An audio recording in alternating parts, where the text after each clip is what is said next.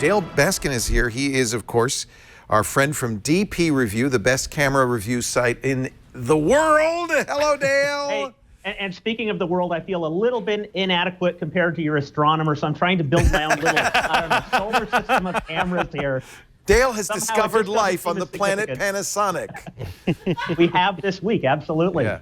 So this is a camera everybody's been talking about. We've been talking about for some months, right? The Panasonic GH5.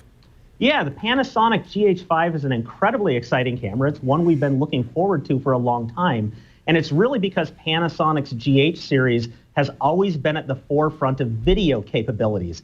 And we're usually all about still photography, but this is a camera that takes great photos too, but this is all about video. Now, it's a micro 4/3 camera, right? Exactly, exactly. And Leo, I think you even had one of these right the GH1. I bought the GH1, yeah. We pulled out the original GH1 for comparison, and this is really the camera that got the video trend going with Panasonic. The GH5 has grown quite a bit bigger, but it's a whole lot more powerful.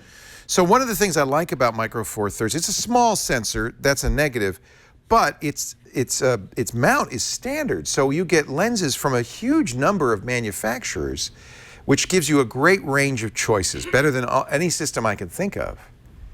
Yeah, absolutely. It's an open standard on the micro 4/3 mount. Primarily, the cameras are made by Panasonic and Olympus, who both make lenses, but there are Voigtlander lenses, there are Zeiss lenses, there's a number of other companies. But the great thing is the flange distance between the back of the lens and the sensor is so short that you can adapt virtually any lens that's ever been made to work on these. I personally use them with old Nikkor lenses. Do you use a Metabones adapter, what kind of, or something like that to work with it? Those are available as well. They have what they call speed boosters, which essentially concentrate the light to allow you to maintain roughly your same field of view. But you can actually just stick something on here, and it effectively doubles the focal length. Your 50 millimeter lens becomes 100. Right, right. Yeah, I'm just looking at my Amazon history. I bought the GH1 in 2010, so this is a long time ago. I loved it, and I did shoot a lot of video with it. It was $1,000 at the time. So the GH5, how much? Well, it's coming in a little bit higher, and part of that is inflation, part of it is capability. It's $2,000 for the body. Okay. And I have plenty of lenses. That's the good news. What's the kit lens? The kit lens that it comes with is a 12 to 60 millimeter. It's a variable aperture f2.8 to f4, if I recall. So far, it's been a beautiful lens to use, though. That's a good basic lens, right, to start with.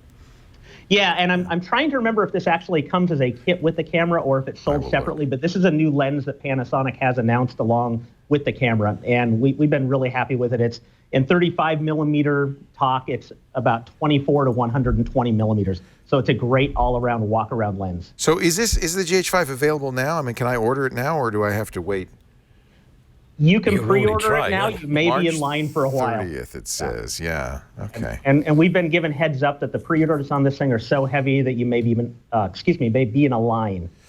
Now, that's funny because the micro 4/3 sensor is smaller than even the APS-C sensor. This is a lot of money, $2,000 for a camera. Is it all about the video, or do people still use this for stills? People absolutely do use this for stills, and so far we've been very happy with it. The color actually seems to be improved versus other Panasonic cameras. So they put a lot of work into both sides of this camera.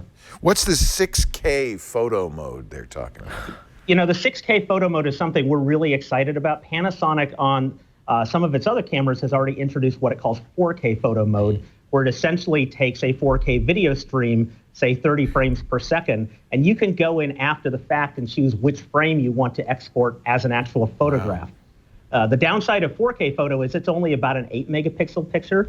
With this new sensor, Panasonic is able to do a 6K photo mode, which allows you to take 18 megapixel frames straight out of this live video stream. So in effect, it's a 30 frame per second burst mode.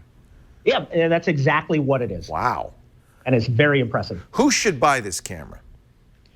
You know, I would buy this camera if you're serious about video. What Panasonic has done here is they've blurred the line between their professional video camera division and their stills camera division, and they brought in all kinds of advanced video features such as 4:2:2 color, 10-bit video, the ability to shoot in log. It even comes with or has available as an option an add-on where you can add in XLR microphones, which is not a common attachment style of camera. Yeah. So this is a camera that should really appeal to indie filmmakers, enthusiast videographers, or event photographers who need to capture video. I was going to say, that's broadcast quality, so yes, it's that could be very handy in a wide variety It's of better ways. than broadcast if you could shoot 4K, true, yes, right? But I've been shooting a lot of video on my Sony A7S. And the S has many of those features. It has the log mode, log shooting. I don't know if it does 422. 422 is pretty amazing quality. How does this compare to something like that? That's a full frame sensor. That's a full frame sensor. There's a little bit of a philosophically different approach in full frame versus a Micro Four Thirds. One of the things with Sony's cameras is you're really going to be using E-mount lenses or say EF lenses from a Canon. Which are pretty limited. They're more limited than what you could put on this. Yeah. But part of what you gain with full frame is that really, really shallow depth of field. And for some things, that can be an absolute advantage. But for other things, like shooting an interview or events where things are moving around very quickly, sometimes you don't necessarily want that level of shallow depth of field because things come in and out of focus too quickly. Do you get that rubbery rolling effect on the Panasonic sensors?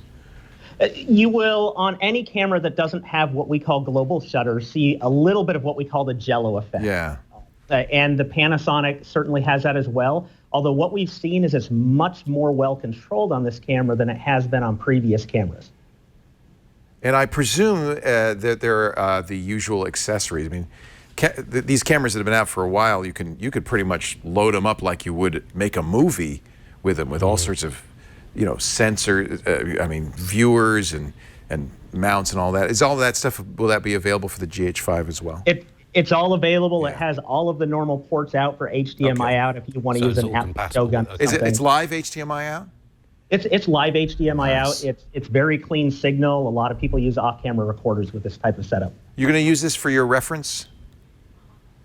This will likely become one of our reference cameras. I think one of the amazing things about the GH4, which we have right here, is this is a camera that's over 2 years old now, and it really set the standard for what a camera in this class could do for 4K video, and it remains one of our references to this day because it was so advanced at the time. So we expect a similar result from this. So if I were to summarize, it's basically a competent stills camera, perfectly good still camera, but really the GH5 from Panasonic sings as a video camera. Absolutely, and I wouldn't even just call it a competent stills camera. It's a very good stills camera, so I don't want to sell it short. Now you make me want one. That's what the problem with having Dale on our show every month is. It's getting expensive. yeah, this is the problem with Every month, cameras. Leo, every month. Do not bring, whatever you do, that Leica M10 next month, or I might have to do something. Leo, just because I know you're a Leica guy. Oh, that's cruel. That's cruel. I thought I would just hold out the Leica SL so you could try to virtually touch it through the monitor. That's the one I want. Hold him back. That's the one Hold I him want. back. Actually, I'm really interested in the I'll tell M10, and I know you have your first look was very positive on that, so I'll look forward to that. The SL is interchangeable lenses, very expensive. It may not be right for me, but I think the rangefinder M10. Anyway, we'll talk about that sometime in the future. You guys have photo challenges. Why don't you fill us in on those so we can give you a little plug? I'd like to participate. These are photo contests voted on by your readers. Yeah, this is a great time to talk about photo contest, what we call photo challenges, because we just announced the winner of what we call our Challenge of Challenges. So challenges were actually a community-driven thing that appeared on DPReview because people started doing it in the forums. It wasn't something we invented. Cool. And somebody would come up with a crazy challenge like, show us pictures of bears who are eating salmon on a Tuesday. and it would become this critique and criticism type of thing. It became so common that we actually built it into the platform on our site so that community members can drive challenges. Nice. It's a fantastic way if you're a new photographer or an experienced photographer to get involved in our site. You can upload a photo to a challenge and other people will vote on it. They'll give you suggestions and feedback. And then right now we have what we call our Challenge of Challenges, which is our readers voting for the best of all the 1,000 or so challenges we did last year. And there's a gallery on our site right now, and there's some really amazing photos. But beautiful. Topics range from the mundane, like leaves, I think is on our site right now, or environmental portraits. But we also have things on our site right now, like I think She Blinded Me with Science, and then another one is Garbage in Your City. So it really helps you get out of that rut you might be in if you're always photographing one thing and needed inspiration to do something else. I like the winner if She Blinded Me by Science. That is, that is a totally beautiful and technically very challenging photograph. I love that. Just gorgeous. You have some very talented readers. Dale Baskin, thank you so much for joining us. We appreciate it. Thanks, Leo. Thanks, Ian. You got my mouth watering. The Panasonic GH5. Read more at Lock up his credit cards. DPReview.com. Yeah, get those credit cards loaded up. Very exciting.